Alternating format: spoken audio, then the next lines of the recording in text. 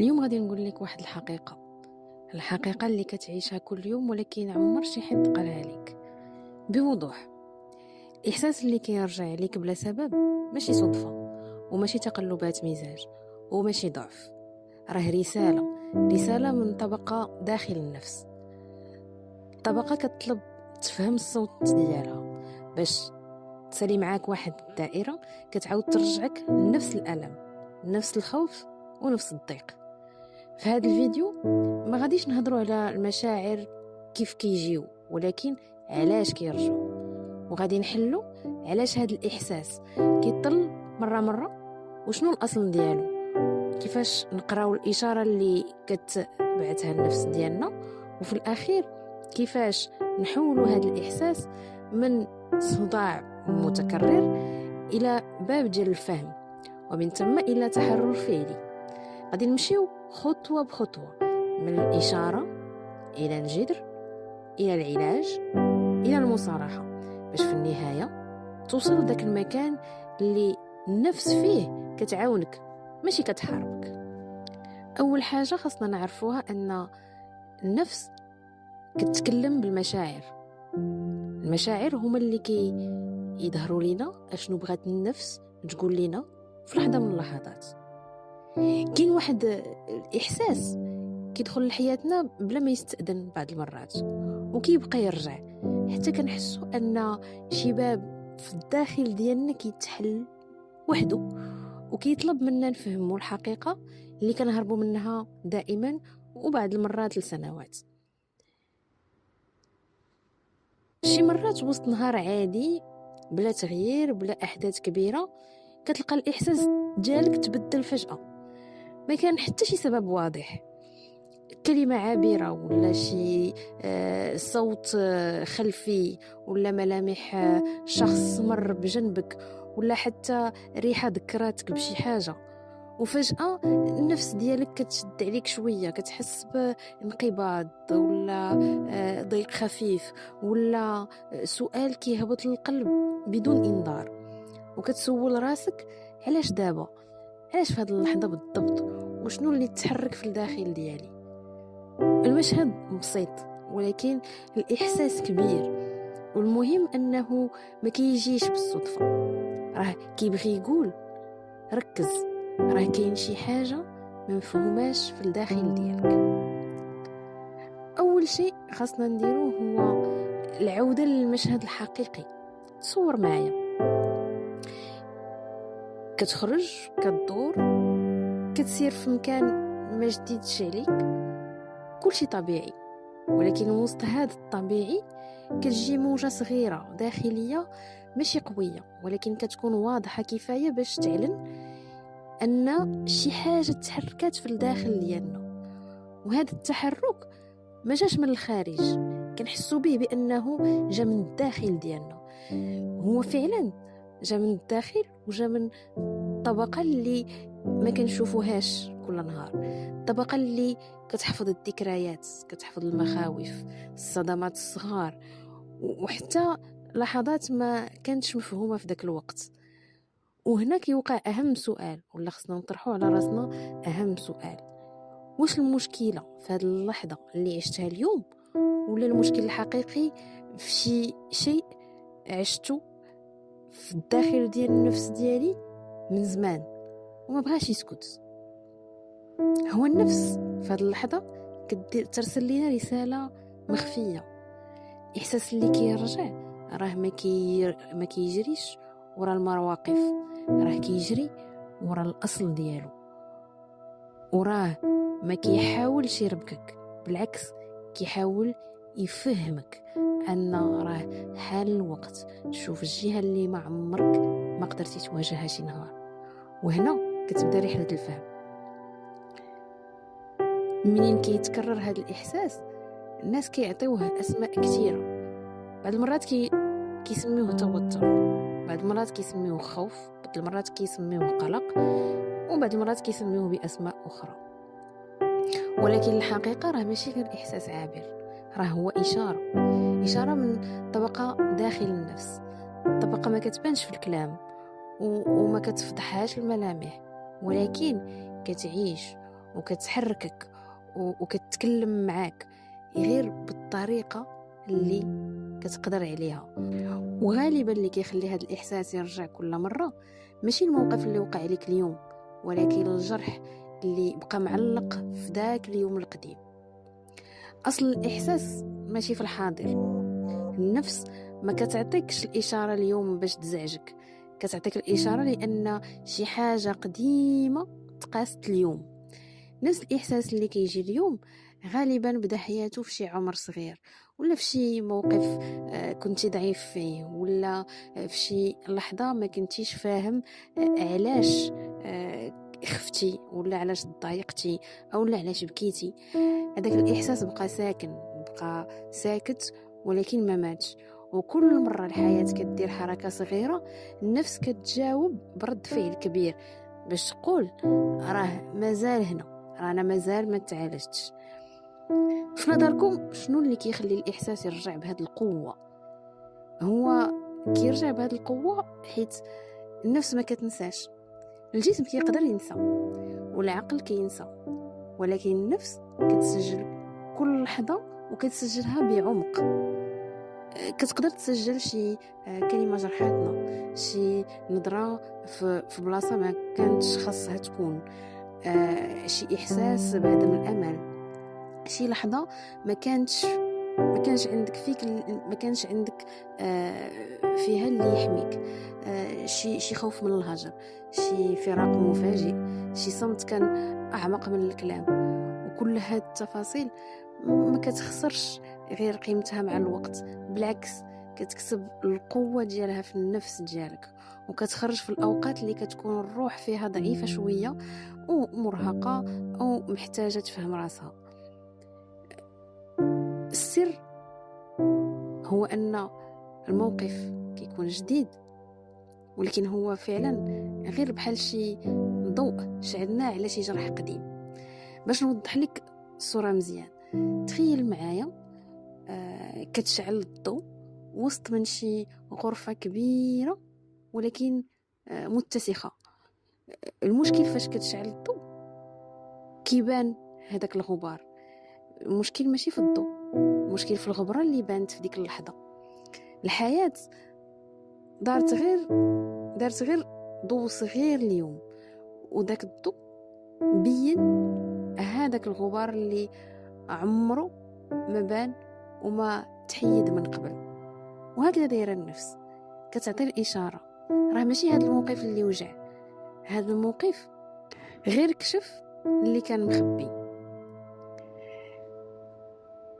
اول حاجه كيخصنا نديروها فاش كنحسوا بهذا الاحساس، خاصنا ندوزو واحد لحظه اعتراف. وهذه اللحظه هي اخطر لحظه، حيت يا اما كتسمع لنفسك، ويا اما كترجع تعيش نفس الدور، نفس الاحساس، وكتعيش في نفس الدائره. النفس كتقول الا بغيتي ترتاح خاصك تعترف باللي كاين اصل الاحساس، كاين شي سبب، كاينه قصه، وكاينه انا النفس اللي كنتسناك تفهمني. كيفاش نظركم نقدروا نقراو هاد الاشاره ونفهموا الرساله؟ من النفس كتبعت لينا داك الاحساس اللي كيرجع، راه ما كتقصدش تربكنا، وماشي الهدف ديالها انها تهدم لنا اليوم ديالنا، ولا تبدل لنا المزاج ديالنا، ولا تخلق شي شحنه بلا سبب. النفس في الاصل هي مربيه، طريقه كلامها ماشي كلام ولكن احساس. والاحساس ملي كيتكرر راه ماشي صوت ضعيف، راه صوت قوي كيقول لنا ما بغيتكش تستمر هكا، راه خاصك توقف، راه خاصك تسمعني. وهنا كتبدا واحد المرحله مهمه جدا، وهي مرحله ديال التوقف ماشي الهروب. اغلب الناس كتجيها هاد الاشاره وكدير عكس اللي خصو يدار، كتجري تخبي الاحساس ديالها، كتشغل راسها بشي حاجه اخرى، كتبدل الجو، كتبدل الناس، كتبدل حتى الحياه، ولكن الداخل كيبقى هو. ولكن اللي كيعالج النفس هو التوقف، دقيقه واحده، غير دقيقه، كتسول فيها راسك شنو وقع في الداخل ديالي دابا. غير هاد السؤال بوحدو كيدير تبدل كبير، حيت ملي كتوقف كتسمع النفس ديالك انها تهدر. الحاجه الثانيه مورا التوقف هي تسميه الاحساس اللي ما كيتسماش كنقويوه اكثر وكيبان كبير غامض ومخيف، ولكن ملي كنسميوه كتهبط الاهميه ديالو وكتهبط القوه ديالو. خاصنا نسميو الاحساس كيف ما هي، نوقفو في الاول ونسميو الاحساس ونقولوا مع راسنا انا خايف، ولا انا متوتر، ولا انا حسيت بالرفض، ولا انا راه رجع ليا احساس ديال الفراغ، ولا انا كرهت نحس بهذا العجز اللي كنحس به اليوم. المهم هو اننا خاصنا نسميو هذاك الاحساس، وهذه التسميه هذه ماشي ضعف، هذه التسميه وعي، والوعي كيبدل الشكل ديال الاحساس من موجه كتغرقك لصوت كيطلب انك تفهمه وانك تسمعه. الحاجه الثالثه مورا التوقف والتسميه ديال الاحساس كاين الرجوع الى الاصل. وعافاكم قيدوا هذه المراحل، ووقت ما حسيتوا بشي احساس ان النفس ديالكم وقع لها شي حاجه من هذا الشيء اللي قلنا من قبيله، تبعوا هذه المراحل هادو باش تهدئوا النفس ديالكم. قلنا التوقف موراها التسميه ديال الاحساس، موراها الرجوع الى الاصل. من بعد ما سمينا كتجي اهم خطوه، فين كنت اول مره حسيت بهذا الاحساس؟ غالبا الجواب كيكون في الطفوله، ولا في المراهقه، ولا في شي موقف قاسي، ولا في شي ليله بكيت فيها بلا تفسير، ولا في شي نهار حسيت انني كنت بوحدي، ولا في شي لحظه حسيت بها انني كنت ضعيف بزاف. راه الاحساس اللي كتعيشو اليوم هو غير نسخه جديده من احساس قديم، وشي مرات كيكون قديم بزاف. وملي كتربط الحاضر بالاصل كتكتشف الحقيقه، هي اننا ما كنبكيش على اليوم، ولا انا ما مضايقاش على اليوم، او هذا الاحساس اللي كنحس به واللي ما عاجبنيش راه ماشي ديال اليوم. انا كنسمع غير لواحد الصدى ديال البارح، ديال شي حاجه قديمه وقعت. من وراء هذا الشيء كيخصنا نديرو اعاده برمجه. هنا كيوقع اقوى تحول. ملي كنفهم اصل الاحساس النفس كتطمئن، حيت اخيرا شي حد سمعها. بحال شي طفل صغير فاش كيكون كيبغي يدير بزاف ديال الحوايج وبزاف ديال الحركه غير باش نسمعو ليه. النفس بحال هكاك كتقول ليها انا اليوم كبيره، ماشي داك الطفل اللي كان كيخاف. انا اليوم عندي الوعي، وانا اليوم عندي ادوات، وانا اليوم عندي قوه. وغير هاد الجمله كتحيد نص ديال الوزن ديال هذاك الاحساس اللي كان ثقيل على القلب ديالك. ومن بعد ايام غتلاحظوا انكم غادي تبداو تحسوا ان الاحساس اللي كان كيعاود يرجع ولا كيقل ولا كيبرد، وما بقاش كي ملك عليك السيطره، حيت الرساله وصلت والصوت ديال النفس تسمع. الخلاصه ديال هذا الشيء، الاحساس ماشي عدو، الاحساس بوابه. وملي كتقرا الرساله مزيان كتفك العقده الاصليه وكتسالي رحله كانت كتعاود تعيش معاها كل مره. وهذا هو الفرق بين اللي كيهرب من الاحساس واللي كيعالجه. الاول كيبقى يعيد نفس الدائره، والثاني كيخرج منها. هنا الا تبعنا هذه المراحل اللي هضرنا عليها كتولي عندنا واحد لحظه تحول وبناء علاقه جديده مع النفس ديالنا.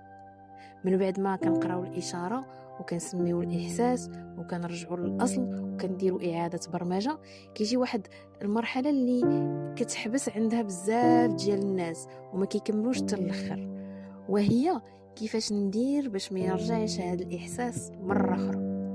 والجواب ماشي في الهروب، وماشي في القوه، وماشي حتى في التظاهر بانك بخير. الجواب هو المصالحه مع النفس، ماشي مع الماضي. مصالحه النفس ماشي معناها تنسى الماضي، وماشي معناها تسامح الناس اللي جرحوك. المصالحة مع النفس معناها أنا فهمتك يا نفسي، فهمت علاش خفتي، علاش غضبتي، علاش ضاق صدرك، وما غاديش نخلي هاد اللحظة تدور في حلقات مغلقة. ملي كتقول لنفسك هاد الكلام كتحس بالأمان، وكتبدا كتراجع السلوك بردود الفعل وبالمشاعر اللي كانت كتحركك بدون إذن. هاد الشي كيبني واحد العلاقة جديدة مع النفس اللي هي قائمة على الصدق. بحال أي علاقة، فاش كتكون قائمة على الصدق كتكون علاقة وطيدة. باش تعيش مرتاح خاص العلاقة ديالك مع النفس ديالك تكون واضحة.